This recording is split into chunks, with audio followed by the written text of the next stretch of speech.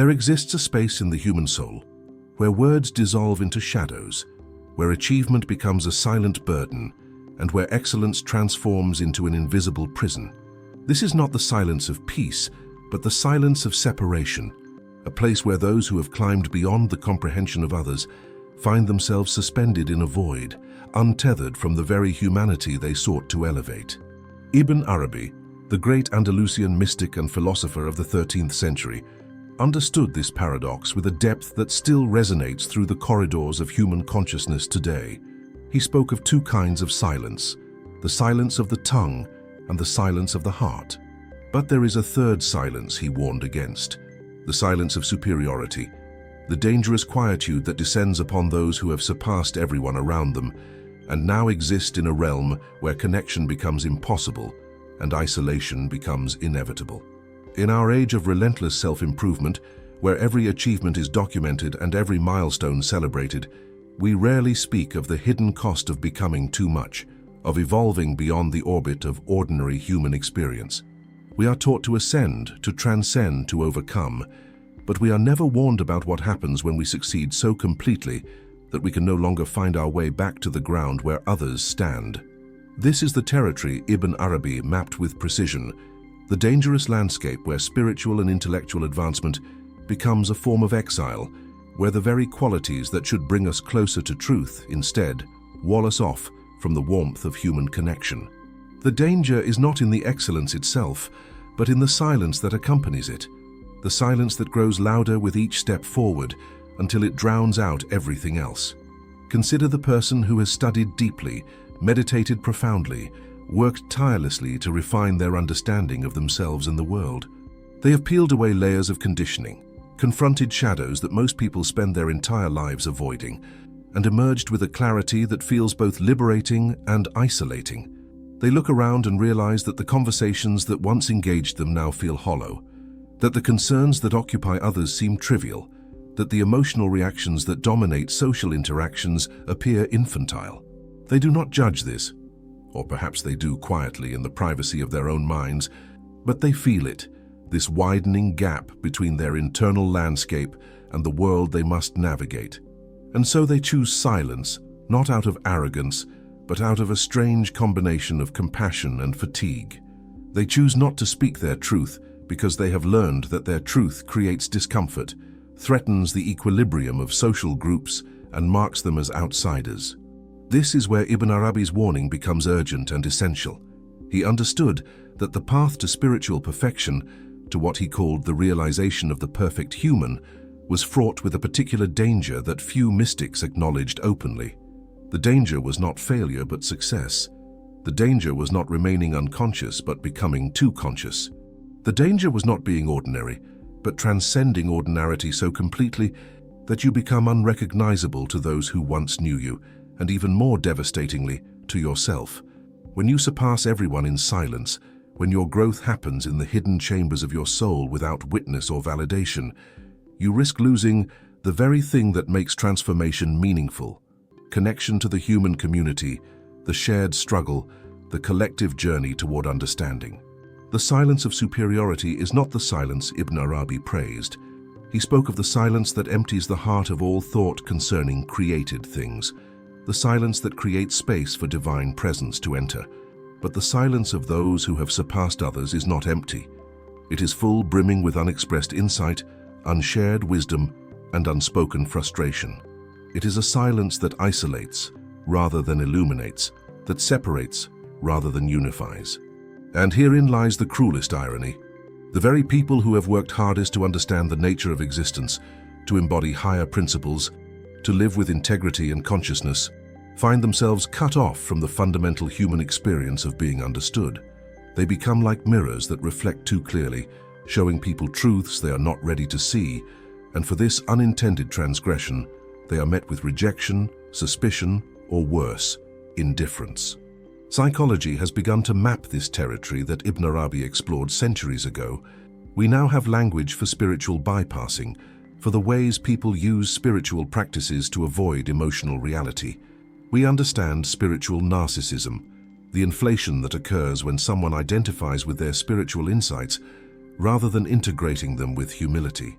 But we still struggle to name the experience of those who have genuinely evolved, who are not bypassing or inflating, but who have simply outgrown the psychological and spiritual frameworks of the communities they inhabit. What do we call the person who is not pretending to be enlightened, but who has actually done the work and now stands alone with the consequences of that work?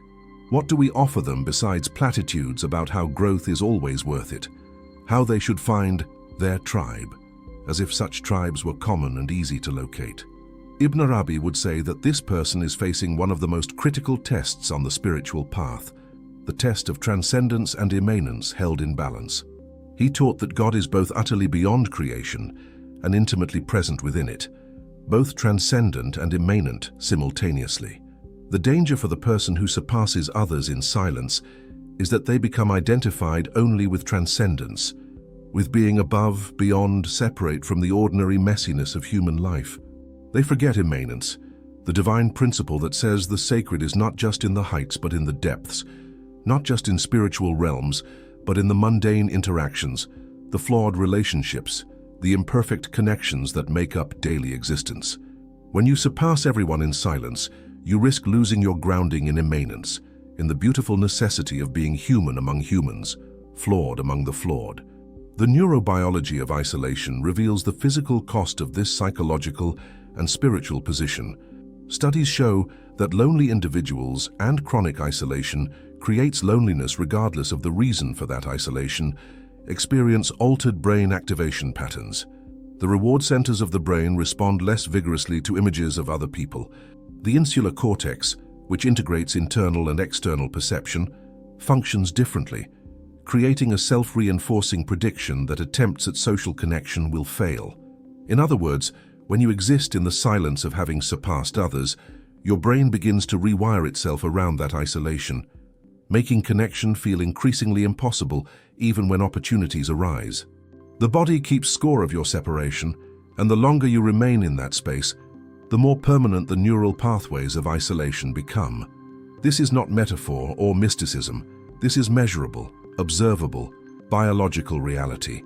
And yet the person in this position often cannot simply choose to return to unconsciousness, to unsee what they have seen, to unknow what they have learned. This is the trap Ibn Arabi identified. Once the veil has been lifted, once you have tasted a different quality of awareness, the way back is closed.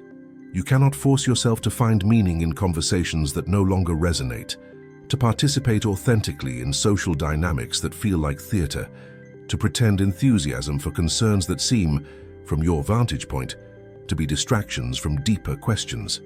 And so the silence deepens, not because you choose it, but because the alternatives feel dishonest, like a betrayal of everything you have worked to become. You become trapped between two impossibilities.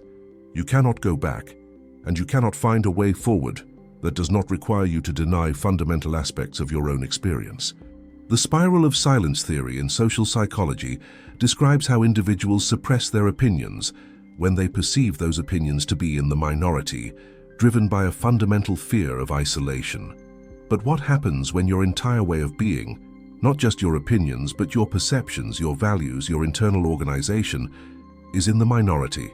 The silence becomes not a choice, but a condition, a state of existence that you inhabit whether you wish to or not. You learn to modulate yourself, to present only the parts that others can digest, to keep the depths hidden because exposing them creates more disconnection, not less. You become skilled at passing as ordinary, at mimicking the responses expected of you, while inside you are living in a completely different reality. This is exhausting in ways that are difficult to articulate, and it creates a profound sense of fragmentation. You are one person alone and another person in company, and the gap between these two versions of yourself widens until you are not sure which is more authentic. Ibn Arabi spoke of the perfect human as one who embodies all divine attributes in balance, who serves as a mirror in which the divine sees itself. But a mirror that reflects too clearly becomes dangerous to those who are not ready for what it reveals. The person who has surpassed others becomes this uncomfortable mirror, reflecting back not just individual shadows, but collective unconsciousness, group delusions, shared agreements about reality that are convenient but false. Carl Jung understood this same dynamic when he wrote about the problem of the superior function, when your greatest psychological strength becomes the source of your greatest suffering because it sets you apart from the group. The bearer of superior perception, Jung observed, becomes the repository for everything the group cannot consciously acknowledge about itself. This is why such individuals often feel not just misunderstood, but systematically targeted by forces they cannot rationally explain. They have inadvertently violated invisible social contracts simply by perceiving clearly, by refusing to participate in collective denial. The danger Ibn Arabi warned about is that this isolation can curdle into the very spiritual superiority it was meant to transcend. When you spend enough time in the silence of having surpassed others, when you exist long enough in a space where your perceptions are consistently more accurate, your insights consistently deeper, your understanding consistently broader than those around you, a subtle shift can occur. You can begin to identify with your superiority rather than holding it lightly as simply a stage of development. You can start to see others as less than, as unconscious as people who need to be saved from their own ignorance. This is what Jung called psychological inflation, when you become identified with your superior function rather than integrating it consciously. And once this happens, the isolation becomes absolute because now you are not just separate, you are separate and convinced of your own elevation, which is a prison far more complete than simple misunderstanding. Spiritual communities are rife with this dysfunction. Leaders who have genuine insight and have traveled genuine distances on the path of awakening fall into the trap of believing their own myth, of seeing themselves as fundamentally different from and better than their students or followers. This often stems from unrecognized insecurity, from trauma that remains unintegrated, from a broken soul underneath what appears to be spiritual strength. The superiority complex becomes a way to avoid confronting remaining shadows, to maintain the illusion of having arrived when in truth the journey continues indefinitely. These leaders use spiritual language to justify unkindness, to manipulate others, to maintain control. They have confused the silence of superiority, the isolation that comes from genuine advancement, with actual enlightenment, and in that confusion, they become dangerous, both to themselves and to those who trust them. But what of those who do not seek followers, who do not proclaim their insights, who genuinely practice the silence Ibn Arabi spoke of as a spiritual discipline? What of those who have surpassed others and know it but choose humility over superiority, who see their own advancement as burden rather than badge? They face perhaps the most difficult path of all, because they must navigate the isolation without the compensation of ego inflation. They must live with the awareness that they see what others do not, understand what others cannot, while simultaneously maintaining genuine compassion and connection. This requires a level of integration that Ibn Arabi described as the union of transcendence and immanence, the ability to hold both your distance from ordinary consciousness and your intimate participation in the human condition. This integration is not a destination, but an ongoing practice, a tightrope walk between worlds. It requires you to honor your own perception without making it a weapon against others. It demands that you remain humble about what you know while not diminishing the validity of your knowing. It asks you to be alone without becoming lonely, to be separate without becoming superior, to be silent without becoming invisible.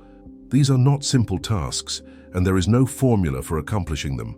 Ibn Arabi could map the territory, but each person must find their own way through it, guided only by the light of their own awareness and the hope that somewhere, somehow, there are others navigating the same darkness. The path forward, if there is one, begins with radical honesty about the nature of the predicament. It requires acknowledging that surpassing others in silence is not the victory our culture suggests it should be. It is not proof of superiority or confirmation of your special status. It is simply a stage, a phase, a particular configuration of consciousness that comes with specific challenges, just as every other stage does. The person who has evolved beyond their community is not better than that community. They are simply in a different place facing different lessons. The lesson is often precisely about the danger of seeing yourself as better, about the subtle ways superiority infiltrates even the most sincere spiritual practice. The universe has a way of teaching humility to those who climb too high too fast, and that teaching usually comes in the form of profound, disorienting isolation. There is also the question of whether one has truly surpassed others or merely convinced oneself of such surpassing. This is a crucial distinction that requires ruthless self-examination. The person engaging in spiritual bypassing, using spiritual concepts to avoid emotional reality, often believes they have transcended issues they have actually just suppressed. They confuse dissociation with detachment, avoidance with acceptance, premature forgiveness with genuine peace. The silence they inhabit is not the silence of wisdom, but the silence of emotional blindness, of disconnection from their own inner reality. They feel isolated not because they have genuinely evolved beyond their community, but because their bypassing has cut them off from authentic engagement with themselves and others. This false transcendence creates many of the same symptoms as genuine advancement: the sense of being different, the inability to connect, the feeling of seeing what others miss, but it stems from avoidance rather than integration. How do you know the difference? Ibn Arabi would likely point to the test of immanence. If your transcendence has removed you from the capacity for intimate human connection, if your advancement has made you incapable of genuine warmth, if your silence feels cold rather than peaceful, you may be in the territory of spiritual bypassing or inflation rather than authentic development. Real wisdom does not wall you off from humanity. It deepens your capacity for compassion, even as it clarifies your perception. Real advancement does not make other people seem less than. It makes their struggles more comprehensible, their suffering more worthy of respect, their journey more recognizable as a version of your own. If you have surpassed others and find yourself feeling contempt rather than compassion, superiority rather than sadness, judgment rather than understanding, you have taken a wrong turn somewhere. The silence you inhabit is not the silence of depth, but the silence of a hardened heart. Yet even for those who navigate this test with integrity, who maintain compassion and humility throughout their advancement, the isolation remains a challenge. There is no escaping the fact that differentiated consciousness creates distance.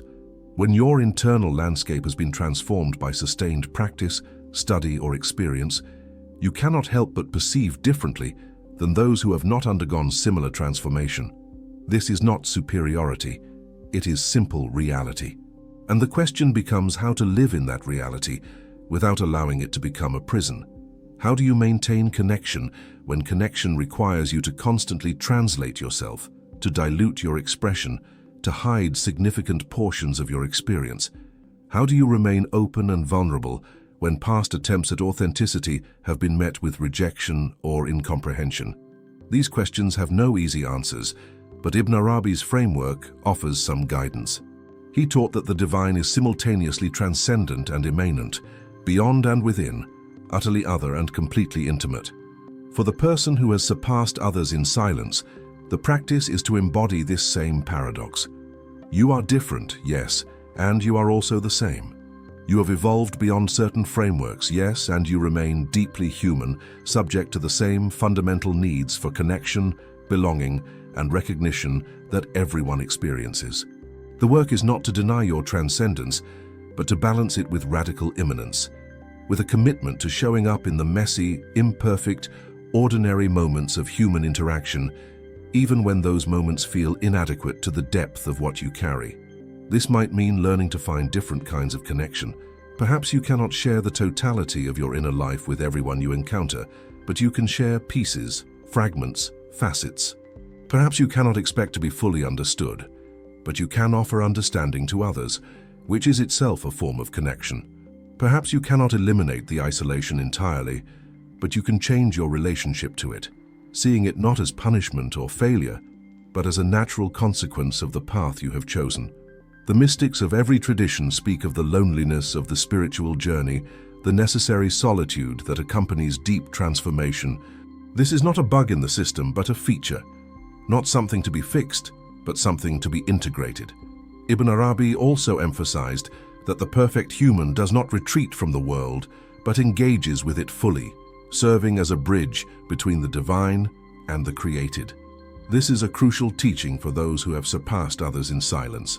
The temptation is to withdraw completely, to give up on connection and accept isolation as permanent condition. But this withdrawal is a form of spiritual suicide, a severing of the immanent dimension that is just as essential as the transcendent. The task is to remain engaged, even when engagement is difficult, to continue reaching toward others even when those reaches are not met, to speak your truth even when that truth creates discomfort, not with the goal of converting others or proving your insights, but simply as an act of faithfulness to your own experience, as an offering made without attachment to outcome. This is where the silence must end, where the danger of surpassing everyone in silence reveals itself most acutely.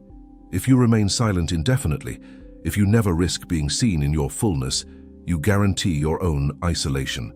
The silence becomes a self-fulfilling prophecy, a wall you have built that others cannot penetrate because they do not know it exists. And while there is wisdom in discretion, in not casting pearls before swine, as the old saying goes, there is also danger in using discretion as an excuse for never showing up authentically. The line between wise silence and fearful hiding is thin, and it is easy to convince yourself you are practicing the former when you are actually trapped in the latter. Speaking your truth, not with arrogance or superiority, but with vulnerability and openness, becomes an act of courage and an antidote to isolation. It is a way of saying, "This is what I see, this is what I have experienced, this is who I have become through years of practice and exploration." It is an invitation for others to meet you where you are, or at least to know that you exist. And while many will not accept that invitation, while many will respond with confusion or hostility or indifference, some will not. Some will recognize in your words a reflection of their own hidden experience. Some will feel less alone because you were willing to risk being alone by speaking. This is the immanent dimension reasserting itself. The principle that we are all connected even in our differentiation, that every genuine expression of human experience creates resonance somewhere in the collective field. Ibn Arabi's concept of the perfect human is not about individual achievement, but about cosmic function. The perfect human exists to serve as the location where the divine recognizes itself, where transcendence and immanence meet and become one. For the person who has surpassed others in silence, this suggests a reframe of the entire predicament. Perhaps the isolation is not a problem to be solved, but a position to be inhabited consciously, a particular function within the larger whole. Perhaps those who see clearly are meant to see clearly, not for their own benefit, but as a service to the collective consciousness, as anchors for possibilities that others cannot yet perceive. This does not mean becoming a martyr or accepting unnecessary suffering, but it does mean considering that your differentiation might have purpose beyond your personal comfort. This perspective can transform isolation from burden to calling. Instead of asking, "Why am I so alone?" you begin asking, "What does my particular form of consciousness allow me to offer?" Instead of resenting your difference, you inquire into what that difference makes possible. Instead of trying to force connection with those who cannot meet you, you focus on doing your work with integrity and trusting that the connections that are meant to form will form in their own time. This is not passive acceptance, but active engagement with reality as it is rather than as you wish it to be. It is the practice of what Ibn Arabi might call submission.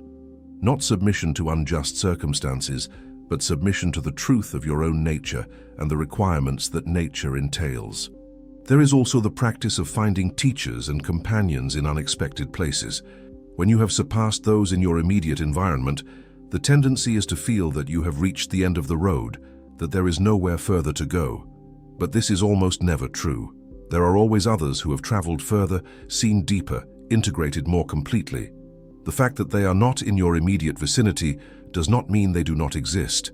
Books become teachers, ideas become companions, historical figures like Ibn Arabi himself become guides across centuries. The mystics left records of their journeys precisely so that those who came after would know they were not alone. When human connection fails, there is still the connection to the lineage of seekers, the invisible community of those who have faced the same challenges and found their way through. And then there is the connection to the divine itself, however you conceive of that. Ibn Arabi would say that ultimately the isolation you feel in relation to other humans is meant to drive you toward union with the source of all being. The stripping away of ordinary connection creates space for extraordinary connection, for a direct relationship with reality itself that does not depend on human mediation. This is cold comfort, when what you crave is someone to share coffee with who understands what you are talking about. But it is also a profound truth that every mystical tradition affirms. The aloneness of the spiritual path eventually reveals itself as all oneness, as a dissolution of separation that includes but transcends human relationship. The danger is getting stuck in the isolation without moving through it to what lies beyond. But let us be clear, none of this means you must accept isolation as permanent or inevitable. It means you must accept it as real, as a feature of your current landscape that requires acknowledgement rather than denial. From that acknowledgement, you can begin to work creatively with the situation. You can seek out communities of practice where differentiated consciousness is the norm rather than the exception. You can cultivate relationships at different levels, accepting that some people will meet you in your depth, while others will know only your surface, and that both kinds of relationship have value.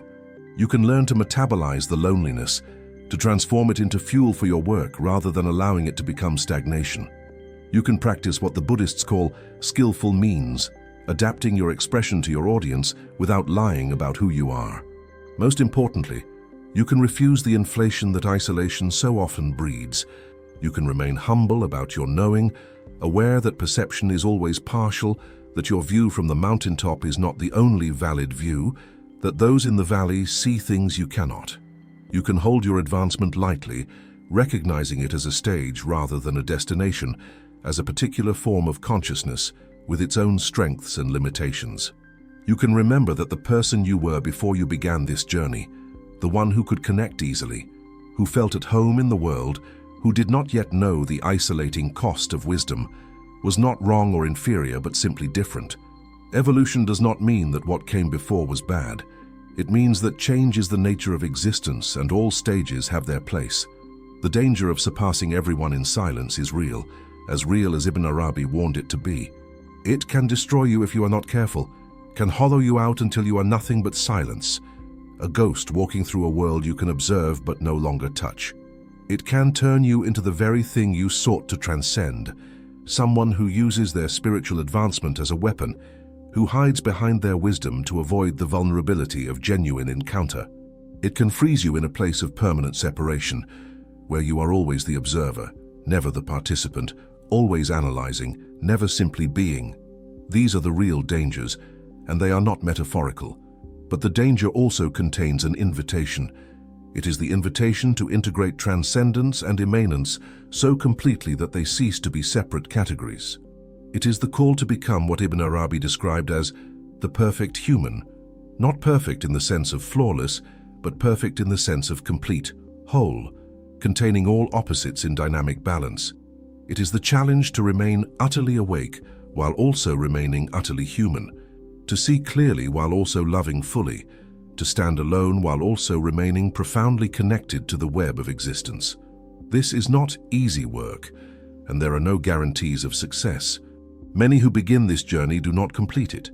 Many who surpass others in silence never find their way back to connection. But some do.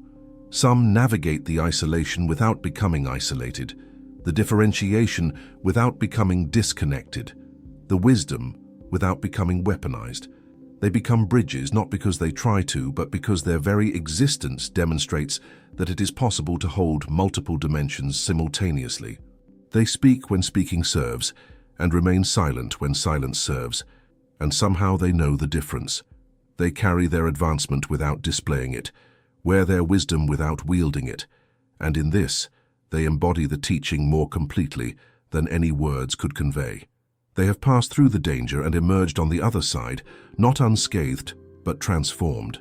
Ibn Arabi would say that this transformation is the point, that the danger itself is the teacher. The isolation shows you what you are still attached to, where you are still seeking validation from external sources, how much of your identity depends on being understood by others.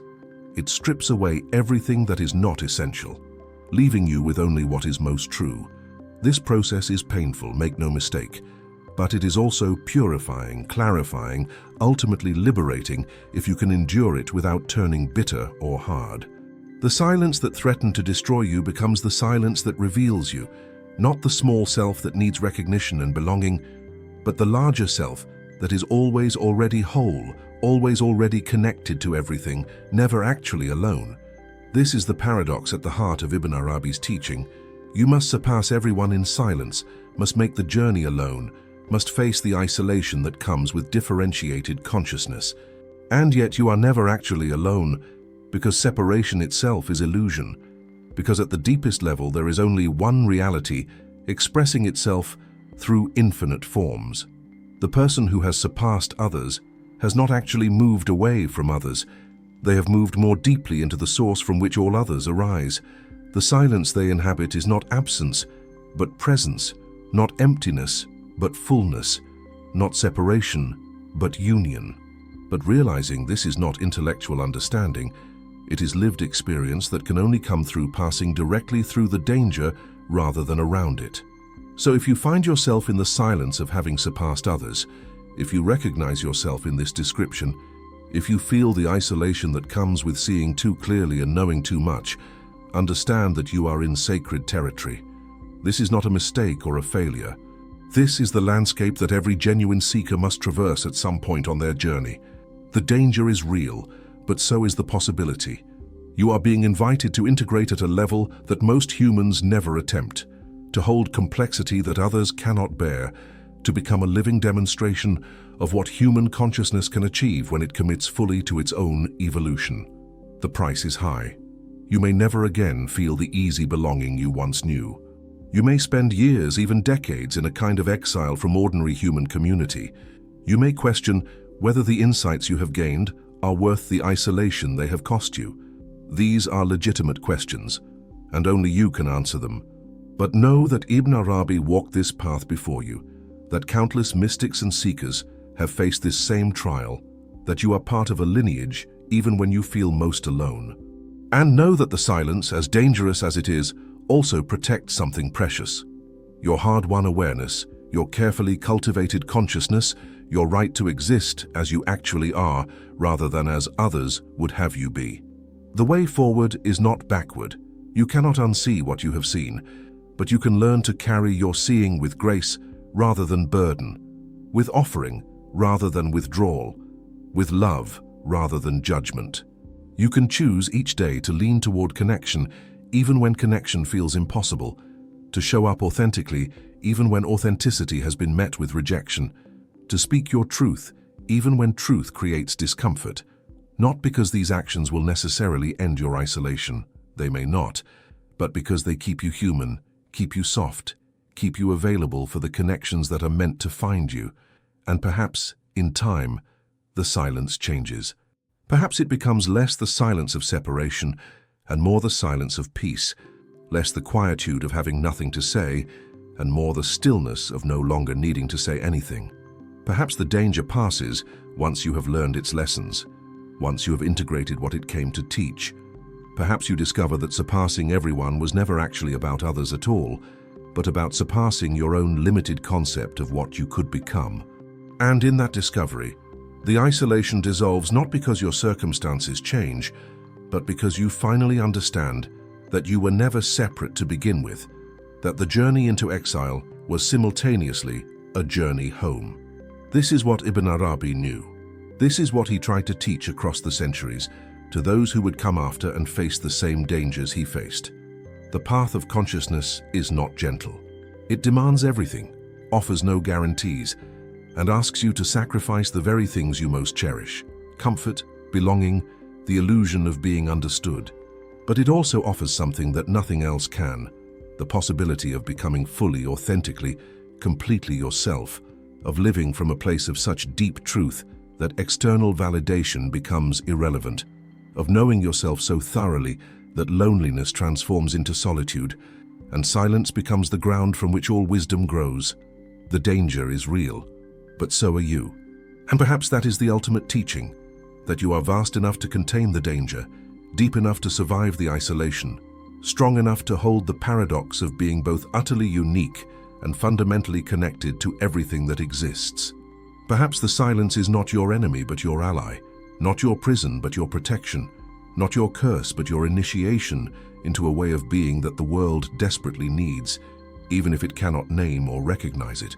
So walk carefully through this territory, Stay humble in your knowing. Remain compassionate toward those who cannot yet see what you see. Keep reaching toward connection even when it feels futile. And trust that the silence, for all its dangers, is also preparing you for something. Some service, some offering, some way of being in the world that only you can embody, because only you have traveled this particular path. The danger of surpassing everyone in silence is that you might lose yourself in the process. But the possibility is that you might find yourself more completely than you ever imagined possible. And that possibility, Ibn Arabi would say, makes every danger worth facing.